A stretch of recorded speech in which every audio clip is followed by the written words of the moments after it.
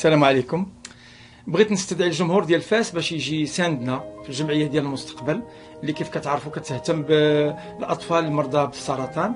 الجمهور ديال فاس اللي سبق ليه دعمنا في تظاهرات كثيره، وبالفضل ديالو فضل ديال الله بطبيعه الحال تمكنت الجمعيه انها تقدم واحد العدد كبير من الخدمات للوليدات المصابين بهذا الداء هذا. بغيت نشكرهم اسمي الخاص، سميت الجمعيه باسم الاباء والاولياء ديال هاد الوليدات، وبغيت نقول لهم يجيو يزيدوا يساندونا ان شاء الله في واحد التظاهره اللي غنديروها، اللي غادي تكون عرض فكاهي ديال حسن ورباعته، اللي غتكون ان شاء الله نهار 14 ديسمبر في ميغاراما ديال فاس.